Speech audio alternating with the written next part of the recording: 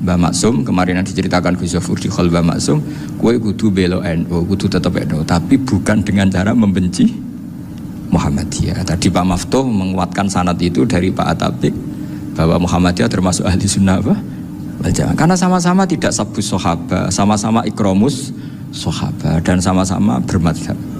Nah soal akhirnya ada beberapa yang serapati seneng ngaji ini yang agak ribet. Tapi kamu tidak usah ngeritik Muhammadiyah agak seneng ngaji, kayaknya juga sama, kita nggak seneng ngaji juga banyak itu. Jadi kalau ngeritiknya masalah itu kan kita ya agak sama. Kowe kudu belo NU, kudu tetap NU, tapi bukan dengan cara membenci Muhammadiyah. Tadi Pak Maftuh menguatkan sanad itu dari Pak Atabik bahwa Muhammadiyah termasuk ahli sunnah wal jamaah. Karena sama-sama tidak sabus sahabat, sama-sama ikromus sahabat, dan sama-sama bermadzhab. Nah soal akhirnya ada beberapa yang serapati seneng ngaji ini yang agak ribet. Tapi kamu tidak usah ngeritik Muhammadiyah agak seneng ngaji, kayaknya juga sama, kita nggak seneng ngaji juga banyak itu. Jadi kalau ngeritiknya masalah itu kan kita ya agak sama.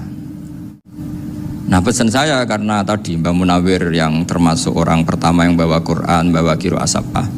Kenapa saya bilang termasuk? Karena kalau bilang paling pertama ini nanti butuh data. Dan itu agak kerepotan. Nah, tapi yang jelas mimman istahara lah. Mimman istahara yang membawa Sab'ah ke sini itu adalah Mbah Munawir. Terus beliau ngajarkan diantaranya ke Mbak Arwani pakai kitab Satibi, pakai kitab Nazmus Satibi. Terus Nazmus Satibi itu diteruskan oleh Mbak Arwani, ditulis. Yang nulis dulu Mbak Dola Salam. Bapak saya itu murid Mbak Dola. Dulu Mbak Dola sebelum ke Mbak Arwani ngaji sama Ki Said di Sampang. Bapak saya sebelum ngaji di Badola sudah hafal Quran lewat buyut saya sendiri namanya Ki Zubaidi. Yang Ki Zubaidi akhirnya jadi menantunya Mbak Ahmad Su'eb. Jadi buyut saya kandung ini namanya Sofia, itu angsal keluarga Lasem, yang adiknya Sofia ini punya adik Badi'ah yang jadi ibunya Ki Sahal. Terus Ki Sahal punya Mbak Yu namanya Muzayanah, punya di Garwo Ki Mansur punya anak Gus Qayyum. Jadi dulu ibu saya, ibunya Gus Sofur, ibunya Pak Maftuh itu semuanya di Lasem. Karena saya dari keluarga Gen ya Lasem, dari keluarga sanad guru ya Lasem. Tapi Lasem Badawi itu dulu ngajinya di Mbah Umar Harun di Sarang. Nah, Mbah Umar Harun ini menangi Sayyid Ahmad Zaini Dahlan. Sayyid Ahmad Zaini Dahlan ini punya cucu keempat yang hidup di Sedan, terus makamnya di Lasem, namanya Habib Haidar, itu yang nulis biografinya Mbah Maksum. Mbah Maksum bukan Bali, biografinya Mbah Maksum. Itu ditulis oleh Habib Haidar, namanya Haidar bin Hasan bin Sodaqoh bin Ahmad Zaini Dahlan. Nah, Habib Haidar ini menantunya Sayyid Hamzah Sato. Hamzah Sato itu Hamzah bin Abdullah bin Umar. Itu kakaknya Sayyid Abi Bakar Sato, Sohibul I'anah. Nah Sayyid Umar ini yang dulu ngajari mbahnya Mbah Mun namanya Ahmad bin Su'eb. Nah, di antara ajarannya adalah baca kitab-kitab kecil yang bisa dihafal. Dibawalah ke sarang jadi metode muhafadzah. Tapi kemudian lama-lama oleh pondok itu jadi syarat kenaikan kelas. Dulu nggak ada muhafadzah untuk kenaikan kelas ya, supaya orang alim itu harus hafal. Lama-lama dipakai syarat untuk muhafadzah. Jadi semua ini sanad harus kita ingat supaya kita bisa menjaga tradisi. Termasuk tradisi ini kiai seneng jagungan, terus ngomong ra penting. Itu juga sanad. Setahu saya Mbah Mun itu kalau ketemu bapak ya guyon terus. Saya punya kenangan tuh yang dulu agak iskal tuh begini. Ada isu lah, entah isu entah hoax entah apa, ada kaji itu agak beling itu, pokoknya beling lah gitu. Seneng siapa itu, rondo lah apa itu. Pokoknya beling gitu. Ketika Mbah Mun dilaporin tamu kalau kaji itu beling sama rondo itu, Mbah Mun tanyanya lucu. Lo ayu no cum, wayu banget Mbah. Wayu. Itu bapak juga bakas ayu nih. Dulu saya sekali ini kiai kok bakas wong ayu, bakas bodine barang lah kira-kira gitu. Tapi setelah saya tambah alim, tambah ngerti itu, kata bapak gini, ya abek bakas ayu hak timbang iya no malah qadzaf. Ternyata seni. Sekali Mbah Mun atau bapak bilang waji kok zino kaji, maka larinya ke qadzaf. Maka menghindari bahasa menuduh, ngomong yang nggak penting. Loh ayu no. Jadi kiai dulu tuh orang sok suci tapi menghindari hal-hal yang jadi punya seni untuk ngelola kehidupan. Orang bermalam-malam jagungan sama teman asik itu kan perlawanan terhadap nafsu kita, syahwat kita untuk mungkin nikmati dugem di bar atau di tempat-tempat maksiat. Itu setan di Indonesia tuh kaku hati sama Kiai Jawa. Orang supaya nggak tertarik maksiat itu Kiai Jawa cukup ketemu kancane masak terong guyon, gejol-gejolokan zaman mondok, sewengi lulus sangka maksiat. Bar wis tutup. Perlawanannya sederhana, nggak pakai tahajud, nggak pakai wiridan. Karena Kiai Jawa juga kalau rapati potongan ahli ibadah gitu, itu jagungan gitu. Jadi setahu saya itu pernah lihat Bali itu sekali ketika beliau ngisi ceramah di Mbah Hamid Bedowi, sama masih kecil diajak bapak. Dulu kalau bapak ngelihat Bali sama Mbah Hamid itu mesti nangis karena dua orang alim bertemu. Yang akhirnya ya bisanan itu Mbah Hamid punya anak Gus Nasih, di sini ada Mbah Nafisa, terus jadi Mbak Salih Hindun itu. Jadi dulu itu ya guyon terus ketika ketemu. Itu yang sering bodoni Mbah Hamid itu ya Ki Bisri. Ki Bisri itu kalau datang ke Ki Hamid Pasuruan, nak wali tenan aku teko ditata nomangan. Jadi ukurannya ya, ternyata sampai sana di keimangan tenan. Masih belum mengakui, kan nak wali tenan aku kiai rung di mobil, dongakno aku di mobil. Sudah kalah satu seri itu masih gak terima. Lalu itu Mbah Hamid akhirnya berdoa, ayo monggo, mugi-mugi Ki Bisri gak ada mobil. Itu setelah didoain masih tanya, mereknya apa merek? Jadi itu Mbah Hamid jawab, ya paling Holden itu. Nah, paling Holden. Itu nyari mobil itu ya adalah dapatnya Holden. Suatu saat Mbah Bisri diundang Mbah Hamid gak dikasih bisaroh. Karena utangnya sudah banyak Mbah Hamid. Mbah Bisri ini utang doa tadi. Itu ya gak dikasih bisaroh. Ya gak mau kesang rapopo kelambimu kayak aku. Didol sama muhibbinya Mbah Hamid. Itu harganya melebihi jatah bisaroh. Ketemu Mbah Hamid, Kang, susu Kang, mergo. Jadi dulu itu rileks, makanya ini yang diceritakan ke Zofur. Sebetulnya kalau kiai-kiai itu bersanat itu ya rileks, hidupnya itu rileks. Karena rileks ini perlawanan terhadap kemungkaran. Saya dulu musyawarah sering sama Gus Zofur usul fikih. Itu jelas di antara yang ditulis Lubil Usul itu. Ya kita tahu tadi misalnya sanad usul fikih, Mbah Ber itu sangat al-usuli, Kiai Zubair Dahlan, abahnya Mbah Mun. Punya murid diantaranya Kiai Sahal. Kiai Sahal punya karangan Thariqatul Husul fi Syarhi Lubil Usul. Itu Thariqatul Husul itu beliau ngendikan dalam mukaddimah bahwa saya bisa mensarah ini berdasar ngaji maknani sama Mbah Zubair. Terus beliau mengutip sarah itu dari kitab Nailul Ma'mul. Beliau ngendikan binus khotin khotiyah ghairi matbu'ah. Dan itu ditemukan di Kiai Mansur di Lasem, karena Kiai Mansur iparnya Mbah Sahal. Mansur bin Khalil itu diantara katibnya Syekh Mahfud. Jadi semuanya ini sambung. Mbah Ber saking ahli usul fikihnya, kalau ngajar usul fikih itu kalau guyon takriran saya ini lebih memahamkan ketimbang sarah. Ya sudah, terus Mbah Zubair Kiai Fakih, terus Syekh Mahfud. Di sini Syekh Mahfud termasuk orang yang dekat Mbah Munawir, sampai putrane Mbah Mahfud namanya Gus Muhammad dibawa Mbah Munawir, kemudian mondok di Termas diantaranya, terus dinikah jadi menantunya kalau nggak salah Haji Taslim di Betengan, kemudian sekarang juriannya Mbah Mahfud di Betengan. Ini nggak boleh hilang secara seperti itu. Diantara di usul fikih diterangkan, ketika diantara 5 hukum itu ada yang bernama mubah. Mubah itu boleh dilakukan, boleh ditinggalkan, dan kalau dilakukan ya tidak berpahala, tidak disiksa.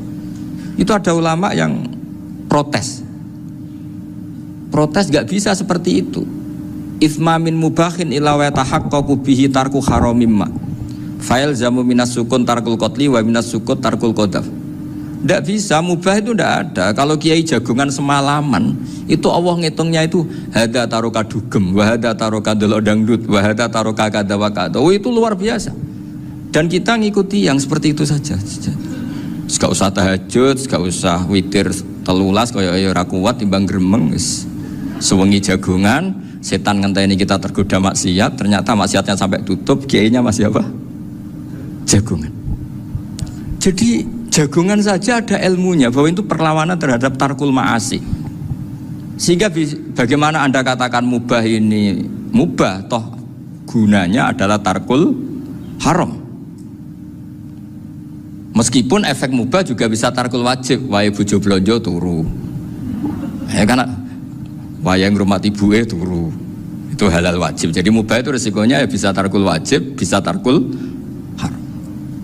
Sehingga kalau sanad ini terjaga secara baik, secara kultur. Saya sering juga jagungan sama Gus Yofur itu mesti tak niati gitu. Jagungan wong alim iku ibadah dan menikmati ibadah adalah dabul auliya wa dabul ulama. Kata Imam Ghazali pada akhirnya waqud buhadatin al istilzat bil mubahat.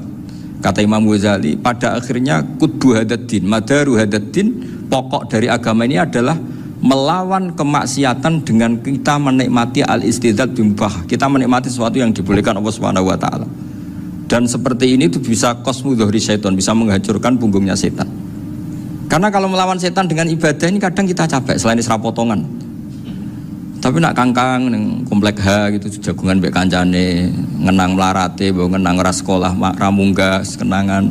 Sing ra munggah diarani istiqomah. Gitu kan.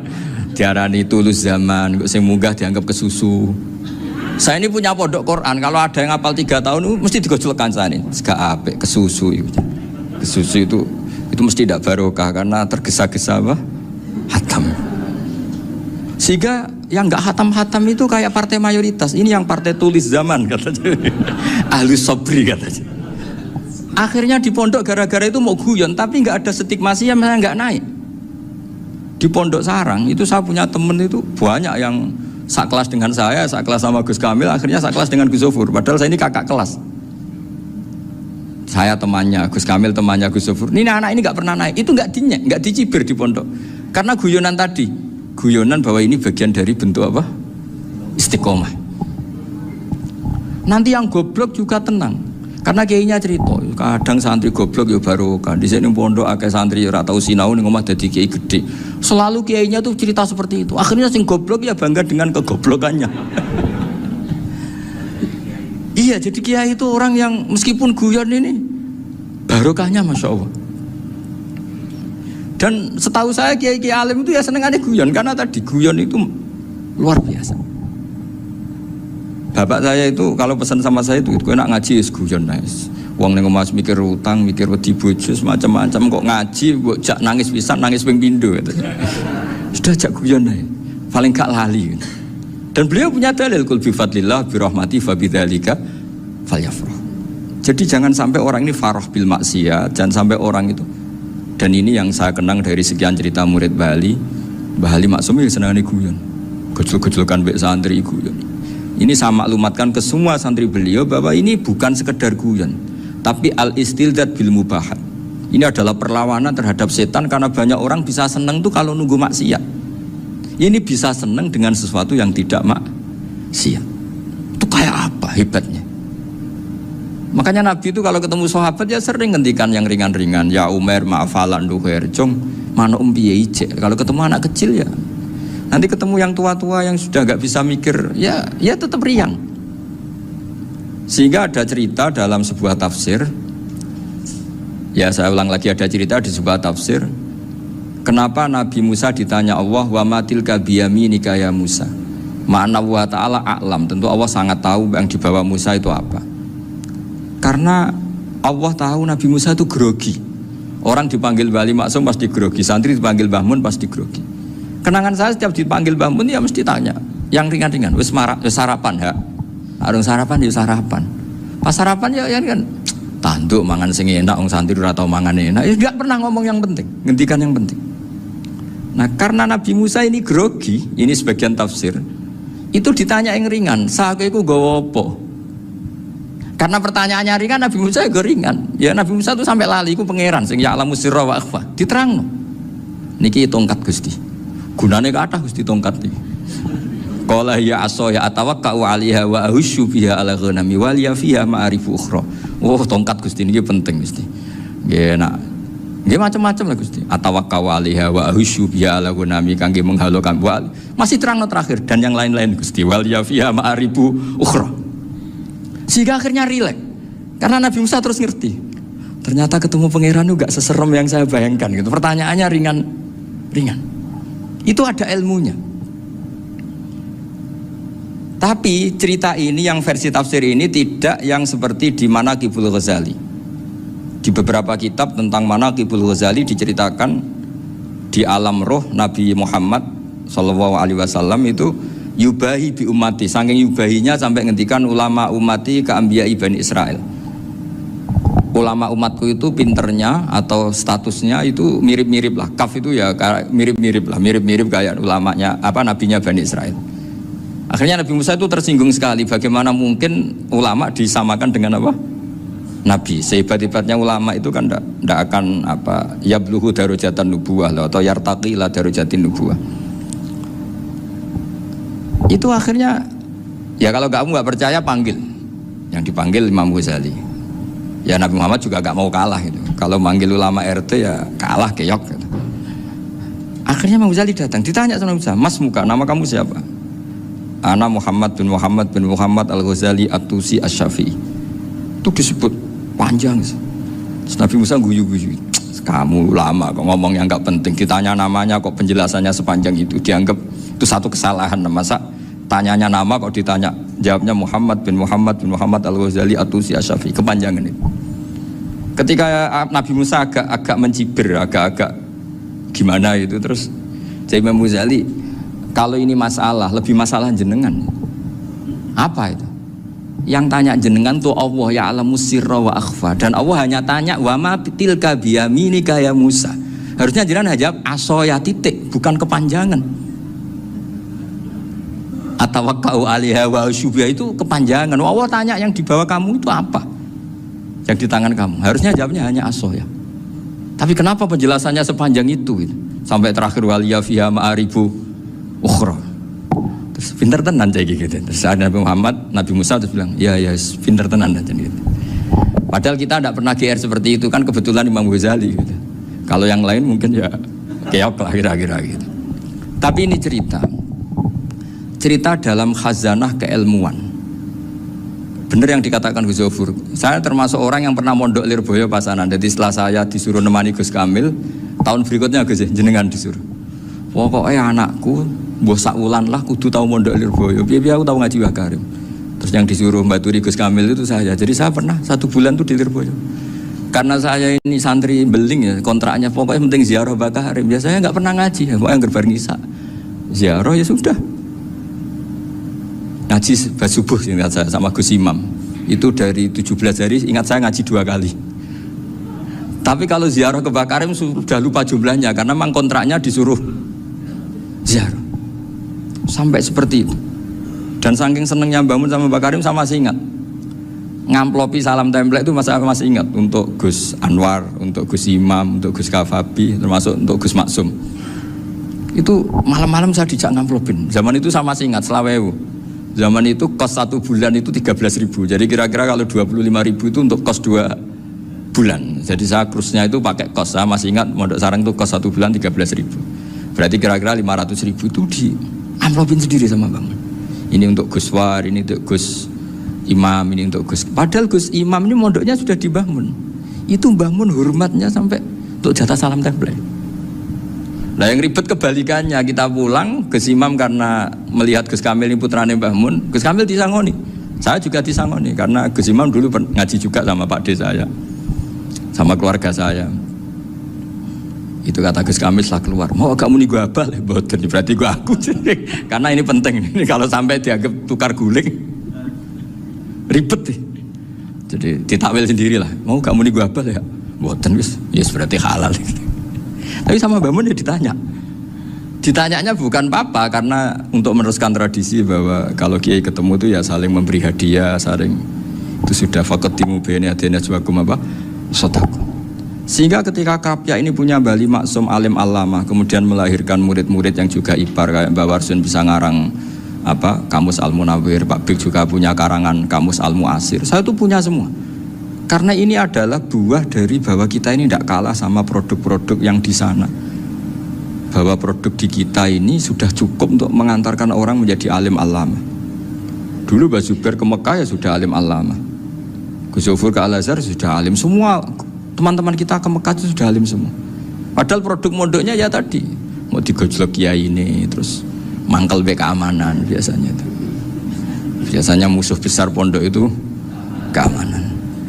Jadi ya bukan berarti gojlok ibunya Gus Maftuh enggak, biasanya keamanan tuh musuhnya apa? Banyak. Jadi cerita-cerita saya mohon sekali murid-murid Krapyak Jangan hanya ngaji fikih. Kalau hanya ngaji fikih itu posisi Abu Hanifah itu seakan-akan nyun sewu orang yang sangat tidak ahli hadis. Karena beliau di situ kelihatan kalah sekali dengan Imam Syafi'i. Apalagi di perdebatannya Muhammad bin Hasan Asy-Syaibani dengan Imam Syafi'i itu kelihatan sekali betapa Abu Hanifah itu orang yang nyun sewu ditinggalkan dalam ilmu hadis. Sampai beliau hanya dapat gelar min ulama ahli ra'yi, termasuk ulama yang kuat logikanya. Juga harus baca kitab-kitab seperti ini. Ternyata di balik Imam Syafi'i mukhalif pada beliau di bab-bab fikih, perilakunya sangat hormat. Sampai beliau tuh kalau tawassul ke kuburannya Abu Hanifah. Dan beliau ngendikan an-nasu fil fiqhi iyalun ala Abu Hanifah. Semua orang yang ahli fikih itu masih anak buahnya Abu Hanifah. Saya berkali-kali cerita, mazhab Syafi'i itu alatut tadhir hanya dua, yaitu alma wa turab. Abu Hanifah nambahi wanar. Alasannya Abu Hanifah orang mukmin yang dosanya banyak itu dibakar di neraka, dan alasannya Allah litadhirihim, untuk mensucikan mereka. Sehingga pikirannya Abu Hanifah an-nar itu min alatit tadhir. Apa yang terjadi ketika bata itu batu bata yang dibakar, di situ campur teletong, campur apa-apa, itu kalau sudah mazhab Abu Hanifah selesai, sudah suci karena sudah ngelewatin pembakaran. Meskipun kita tidak akan kalau kehilangan air terus wudu dengan api, bisa bunyak semua itu. Tapi apapun itu menjadi solusi. Sehingga saya punya kitab namanya Ikhtilafu Malik, Ikhtilafu Malik wa Abu Hanifah atau Ikhtilafu Syafi'i ma Abu Hanifah. Itu kelihatan sekali kalau Abu Hanifah itu nyuruh saya posisinya kalah. Karena yang ngarang orang-orang Syafi'i. Tapi kalau melihat kitab-kitab kewalian, misalnya di kitab Mizan Kubro ini juga sering disebut itu Mbak Ali Maksum tentang Imam Sa'roni. Berkali-kali beliau mengutip Mizan Kubro. Itu Abu Hanifah adalah orang yang sangat mukasyafah. Artinya ketika Nabi cerita air wudhu itu menjatuhkan dosa, tidak ada air wudhu yang jatuh ke kamu kecuali saat itu juga dosa kamu jatuh. Itu beliau datang ke Madharota Kufah. Kemudian beliau bilang sama si orang tua tadi, tub anizina. Orangnya terus bilang atubu minazina. Ada lagi pemuda datang dibilangin tub an ukuki walideka, terus bilang tub tu an ukuki walidaya. Sampai yang terakhir ada tub an simai alatilahwi atau an samai alatilahwi, terus tub tu an samai. Ketika orang itu ditanya, kenapa engkau begitu tahu dosanya apa? Saya tahu air wudhu ini menjatuhkan apa. Jadi kira-kira kalau zina mungkin ya batang babi lah. Kalau hanya sekedar melihat bak-bak mungkin ya curut atau tikus lah kira-kira gitu. Nah dulu sediluk ya mungkin ya tikus cilik gitu. Nah dulu suwi ya tikus werok itu atau apalah. Pokoknya beliau itu tahu. Tapi anehnya Abu Hanifah apa? Setelah itu dia nangis minta mukasafahnya ditutup. Ya Allah, saya ini mukasafah kok malah menjadi tahu sawatil mukmin. Padahal aturan syariat jenengan man satara musliman satarahu, bahwa enggak baik melihat jeleknya orang mukmin. Minta ditutup. Makanya saya ini bangga ada mukasafah. Makom yang kita sampai sekarang itu makom setelah Abu Hanifah mukasafah. Jadi Abu Hanifah repot-repot mukasafah, minta makomnya ditutup, tidak menjadi mukasafah. Dan alhamdulillah kita sudah tidak mukasafah sebelum minta ditutup. Jadi kita ini keren. Keren karena aturannya itu man satara musliman satara huwa, yang tidak tahu aibnya orang muslim maka Allah akan nutupi aibnya di akhirat. Dan kita alhamdulillah barokahnya tidak mukasafah, tidak ngerti aibnya orang mukmin. Jadi kita harus pakai patokan ilmu. Saya ulang lagi, kita harus pakai patokan. Makanya saya tahu betul ketika Kiai Hamid Pasuruan, beliau dulu ngaji Jamul Jame, ngaji Juman, Bali Maksum di sana sama Gus Habib, sama Gus Muhammad bin Mahfud, termasuk mbah saya kandung dulu Kiai Sidik, mbah saya yang itu juga ngaji di Termas. Bapak saya dulu Kiai Nur Salim ngaji di Buyut Baiti. Dulu itu kawin juga sederhana, kayak cerita Gus Zofur. Jadi bapak saya kandung itu Kiai Nur Salim itu ngaji di Mbah Baiti. Mbah Baiti itu adik kandungnya buyutnya saya dari ibu. Nah Mbah Baiti itu teman akrabnya mbah saya namanya Kiai Nur Sam, Mbah Nur Sam. Singkat cerita terus Nur Kiai Jorabi arah-arah bekno itu. Setelah bapak saya ke Badullah mau ditawarin jadi mantu, kata bapak saya kula pun dipek mantu Mbah Baiti. Akhirnya dapat ibu saya itu. Karena ibu saya itu cucu Mbah Baiti, cucu lambung. Jadi mbahnya ibu saya itu Mbak Yunya Mbah Baiti. Namanya Mbak Sofia tadi yang dapat Mbak Idris itu. Yang Mbak Idris ini bin Umar. Ya Umar, Mbak Umar yang mbahnya Mbak Hamid, Hamid bin Abdullah bin Umar. Kalau bahasa itu Fatimah binti Idris bin Umar. Dulu kecilnya Mbak Idris namanya Abdul Khalik. Kalau kecilnya Pak Hamid namanya Abdul Mukti. Kalau kecilnya Mbah Maksum namanya Muhammadin kalau nggak salah. Dulu itu namanya dua-dua karena diganti ketika musim apa? Haji. Jadi ini terjaga. Sehingga tidak ada ceritanya kiai-kiai yang jagongan kemudian santrinya itu yang agak-agak khawatir. Kiai kok sungi-sungi jagongan, gak tahajud, gak duha, itu tidak ada seperti itu. Karena ini dianggap fi'lul mubahat untuk melawan mungkarat. Jadi sehingga di kitab Ihya diterangkan, kamu jangan ngira orang-orang soleh ketika jagungan itu min ahlil bitolah wa takasul. Itu orang-orang yang pemalas, itu enggak. Tapi mereka bisa mengasiki Allah. Bahwa dalam jagungan ketemu teman ya asik, gejul-gejulkan sama Pak Maftuh ya asik. Dan keasikan ini bentuk perlawanan terhadap keasikan harus dengan maksiat. Itu kayak apa kalau kita ngaji sampai seperti itu? Termasuk tadi yang diceritakan Pak Maftuh kitab Hunyah. Semoga beliau cerita juga pernah belajar. Saya pernah belajar kitab Hunyah khatam. Itu diantara yang diceritakan Syabdul Qadir Al-Jilani tadi kata beliau Al-Jilani dipakai Jim Al-Jilani. Ini agak beda dengan kita. Mbah Zubair itu punya kitab namanya Al-Qolaid Al-Uluyah. Beliau menfatwakan nama-nama ajam itu kamu bebas. Ajamiyun fasna bihi masyita. Sehingga kita kalau punya kiai harus mau qolal ustukhri. Sehingga mau qolal istukhri. Tirmidzi juga nasibnya sama. Qolat rawahut Tirmidziyu. Sehingga rawahut Turmudziyu. Yang satu rawahut Tarmidziyu. Ya karena kita keluarganya Tarmidzi apa enggak gitu. Makanya kata Mbah Mun sama ingat. Kata cerita Gus Zofur tadi, adabnya Gus Zofur itu cerita tentang keluarga ibunya. Padahal keluarga ibunya juga orang-orang soleh yang luar biasa. Itu kata Mbah Mun, kowe roh jenenge Imam Bukhari tahu ya. Jenenge sapa? Saya nyebut Muhammad bin Ismail bin Ibrahim bin Muhirah bin Bardasbah. Lah iya Bardasbah mbok waca Bardisbah yo. Lah cara kene mbok Parmin mbok Parlan. Jadi Bardisbah mbok Bardasbah iku cara kene yo Parmin mbok Pak. Iku rak Mbah Fadl Senori, dadi kabeh diwaca Arab. Jenenge Mbah Umar Harun. Dhisik yo wong sarang, Mbah Harun, Mbah Kirun yo ora roh, wong dhisik yo wong kuno ya. Jadi kalau versi Mbah Fadl, termasuk yang pertama bikin nasab Mbah Maksum itu tulisannya Mbah Fadl yang dikutip Habib Haidar tadi. Ya saya seperti Gus Zofur juga mencari-cari hubungan ulama-ulama di Jawa itu. Mbah Mun itu kalau bicara mbahku orang sing jenenge Kiai Serut. Kalau ditulisannya Mbah Fadl itu Syaraf. Jadi Mbah Fadl itu fanatik orang-orang alim itu ditulis Arab. Kalau Mbah Mun itu Jawa. Dulu itu ada wali seto di daerah saya. Dulu orang ya janggal ternyata ada sato itu kesamaan di Arabnya itu sato. Sehingga kiai-kiai itu ada fanatik Tirmidzi, Turmudi, Tarmidzi, Jilani, Jailani karena ajamiyun fasna bihi Masyita. Jadi kalau nama-nama ajam semongko lah baca sekenanya sementing cuma mungkin tahqiqnya benar Pak Maftuh tadi memang di Mu'jamul Buldan itu Al-Jilani bikasri jim ya sudah kita baca Al-Jilani. Sebab itu kayak Pondok Pelosok Lirboyo itu menurut saya bagus. Orang itu maknani betul sama gurunya. Kalau sarang enggak. Kalau Pondok Lirboyo, pondok yang tadi ternyata keluarga Mbah Munawir sini pernah bisanan yaitu Mbah Zaini. Pernah nikah sama Nyai Komariah ya kalau nggak salah, punya putra Gus Habib ya, Pak Toha dan sebagainya. Itu betapa hubungan pondok Quran sama pondok kitab dulu itu nggak pernah terputus. Bapak saya setelah hafal Quran itu dulu ngaji Mbah Zubair. Jadi bapak saya sering ngutip mu'en apa, padahal bapak saya itu terkenal tuh, beliau cita-citanya itu saya ingin hafal Quran kayak hafal Fatihah. Beliau itu sampai 10-nya sekali. Karena beliau inginnya hafal Quran kayak hafal Fatihah. Termasuk murid terbaiknya Mbah Dullah bapak saya. Itu ya ngaji kitab. Sehingga kata Mbah Mun, jadi Mbah Munawir de mantu Bali Maksum, itu ya sudah dipenggali dituruti pangeran.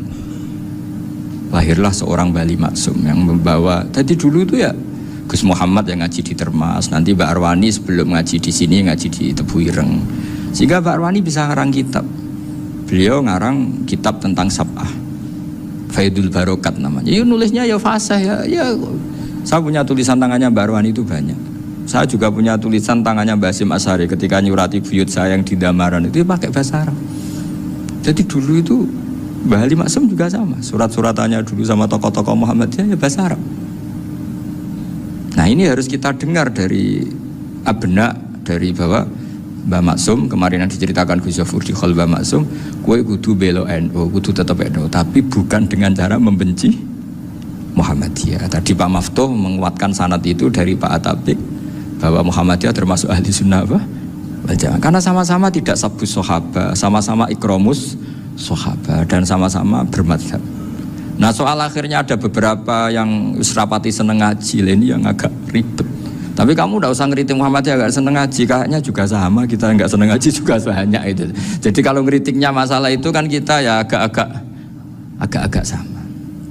Ya jadi ternyata di sini, terus ini yang terakhir supaya nggak lama-lama, Bali juga punya sisi keras sekali. Jadi dalam hal-hal yang khas ini di halaman 87 itu keras sekali. Beliau ngendikan wahal bi jununun hatta usdira amri lil mu'minin alla yazuru rasulahum. Jadi ketika saya tadi sudah bilang bahwa beliau sering muji Ibnu Taimiyah dalam banyak hal, tapi dalam banyak hal juga beliau mengkritik Ibnu Taimiyah ketika menafsirkan la tusaddur rihal illa ila salasati masajid. Kemudian Ibnu Taimiyah tidak mentasrekkan, tidak mensunatkan ziarah kubur Rasulullah SAW. Beliau mengkritik. Dan cara mengkritik adalah ngendikan ulaikal ladzina yuriduna ayyahulu bainahu sallallahu alaihi wasallam wa baina ummatihi fi nakhiyatin. Itu adalah orang-orang yang ingin membuat batas antara Nabi dan umatnya. Saya termasuk terinspirasi makalah Bali ini adalah bagaimana Anda mengkafirkan orang Islam berdasar qala Rasulullah sallallahu alaihi wasallam. Wan nabiyyu asyaddun nasi syafaqatan li ummati. Wan nabiyyu akhrasun nas, orang yang paling serius supaya umatnya ini selamat. Kemudian Anda dengan hadisnya Nabi mentafrik bainahu wa baina ummati berdasar dawuh Kanjeng Nabi. Itu cek mentalahan nih. Makanya saya itu nggak pernah keras di bab ini. Misalnya nyuruh saya ada santri sarang yang nakal, itu saya tidak berani komentar karena saya tahu Mbah Mun itu sangat mencintai santrinya meskipun yang nakal. Saya melihat sendiri, bukan jari ada santri yang cara pelaturan pondok itu diboyong karena nakal. Itu Mbah Mun ngendikan begini, ya jeng yo ke diboyong itu cara aturan pondok. Nah aturannya pangeran ngger kowe tobat dadi wong apik ya dadi wong saleh. Ya kowe kudu tetep sering rene, kowe tetep santri donya akhirat. Soal pondok ya ben ana aturan, ben menjen kowe nakal nemen ya diboyong, tapi kowe tetep wong apik. Jadi karena kita tidak mungkin mentafrik bainahu wa baina talamidhi. Kita tidak mungkin mentafrik baina nabi wa baina ummati karena nabi adalah apa? Asyaddun nasi syafaqatan li ummati. Sampai saking sayangnya nabi itu ngendikan syafaati li ahlil kabair min ummati. Lho koyo apa baiknya nabi? Ora melok nakal, ora melok maksiat, tapi melok nanggung swargane. Iku waktu gali sampean wis kowe utang gak apa-apa, bangkrut gak apa-apa, sing nyaur bapak. Gua sampean ngono top tenan. Anaknya yang ngawur tenan maksudnya itu, tapi top tenan. Lah nabi ku umate sing dosa iku umate, nabi sing nyuwun sewu cara Jawane sing kangelan nyafaati. Karena nabi gak boleh dipisahkan dengan umatnya. Makanya kata Bali Maksum ulaikal ladzina yuriduna ayyahulu bainan nabi wa baina ummati. Itu mereka adalah orang yang ingin memisahkan nabi dengan umatnya. Nah, masa kita ngafirkan umatnya nabi berdasar dawuh nabi? Itu kan sama, saya benci santri Anwar berdasar dawuh Mbah Mun, padahal orang tahu semua begitu sayangnya Mbah Mun terhadap santrinya. Sama juga kamu benci santrinya Bali Maksum berdasar dawuh Bali, padahal beliau sangat mencintai santrinya. Nah kultur-kultur seperti ini tidak boleh hilang. Kita punya sanad, punya guru, punya keluarga yang sama. Jadi mbah-mbah saya itu orang Tuban, dekat sama posisi Ibrahim Asmorokonti tadi yang diceritakan. Jadi di kampung saya, kampungnya bapak saya itu ada makomnya Siti Syariah, itu mbak kandungnya Sunan Bonang. Dan bapak dulu sering ngajarin ziarah saya ke Mbak Asyari. Mbak Asyari itu bin Jumadil Kubro, berarti Mbak Asyari itu saudaranya Mbak Ibrahim Asmorokonti, gurunya Sunan Bonang. Jadi Sunan Bonang ke Tuban tuh karena disuruh ngaji sama Mbak Asyari, Mudin Asyari itu yang di Bejagung itu. Jadi ini semua sanatnya itu jelas, aturannya jelas.